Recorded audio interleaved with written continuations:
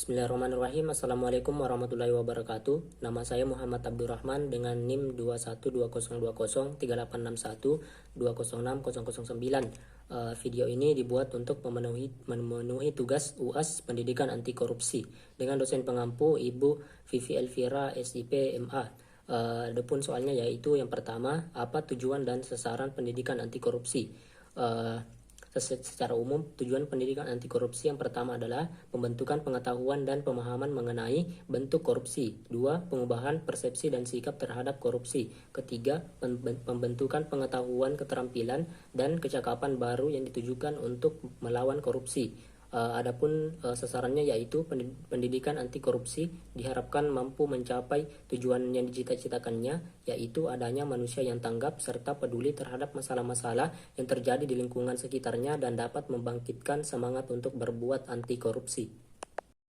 Kemudian soal yang kedua yaitu jelaskan pendekatan dan implementasi pendidikan anti korupsi. Pemberantasan korupsi tidak cukup hanya dengan mengandalkan proses penegakan hukum. Menghilangkan korupsi juga perlu dilakukan dengan tindakan preventif, antara lain dengan menanamkan nilai religius, moral bebas korupsi, atau pembelajaran anti korupsi melalui berbagai lembaga pendidikan.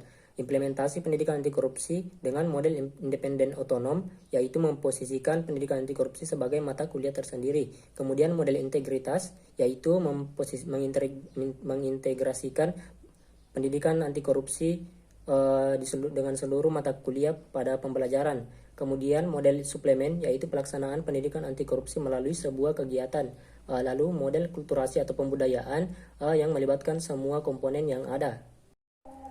Kemudian soal yang ketiga yaitu bagaimana menerapkan nilai-nilai pendidikan anti korupsi, yaitu dengan mengupayakan dan membiasakan dalam menerapkan 9 nilai-nilai dasar pendidikan anti korupsi, yaitu nilai kejujuran, adil, berani, hidup sederhana, tanggung jawab, disiplin, kerja keras, hemat, dan mandiri.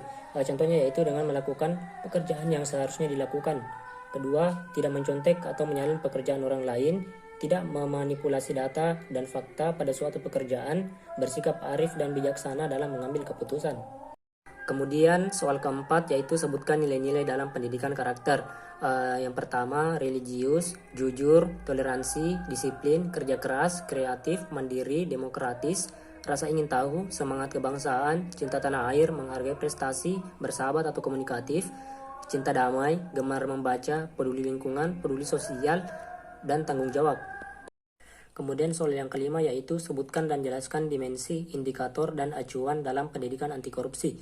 Dimensinya yaitu yang pertama adalah politik, seperti membuat kebijakan didasarkan pada kepentingan umum. Kemudian kedua sosial, seperti menepati janji, tidak diskriminatif, dan tidak nepotisme dan tidak kolusi. Kemudian yang ketiga ekonomi, seperti melakukan persaingan secara sehat, kemudian tidak boros dalam menggunakan sumber daya atau energi. Kemudian yang keempat hukum, seperti tidak melakukan penipuan dan tidak melanggar hukum. Kemudian acuan dalam pendidikan anti korupsi yaitu kesetaraan, kebersamaan, komitmen, kepemilikan, konsekuen, bijaksana, ikhlas, rajin, sportif, tanggung jawab, disiplin, jujur, sederhana, kerja keras, mandiri, adil, berani, dan peduli. Kemudian soal yang keenam yaitu sebutkan dan jelaskan contoh mengapa pendidikan anti korupsi memiliki keterkaitan dengan kesederhanaan dan kejujuran. Jujur merupakan salah satu nilai yang utama dalam pendidikan anti korupsi, karena tanpa kejujuran seseorang tidak akan mendapatkan kepercayaan dalam berbagai hal termasuk dalam kehidupan sosial. Bagi seorang mahasiswa, kejujuran sangat penting dan dapat diwujudkan dalam bentuk tidak melakukan kecurangan akademik, misalnya tidak menyontek dan tidak melakukan plagiarisme.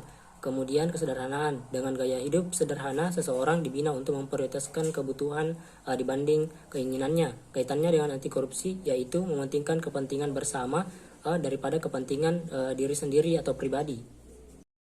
Kemudian soal ketujuh yaitu jelaskan faktor internal dan eksternal terhadap tindak korupsi.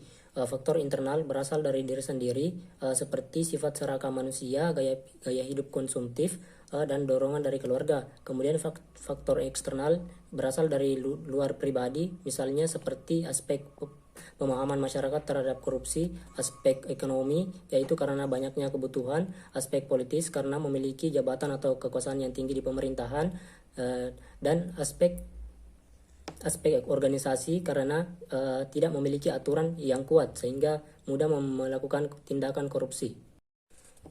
Kemudian soal yang ke-8 adalah sebutkan dan jelaskan tindak korupsi dalam dunia pendidikan, yaitu dengan mengambil dana anggaran organisasi, melakukan plagiarisme, tidak datang tepat waktu dalam pembelajaran, menyalin atau menyontek pekerjaan atau tugas orang lain.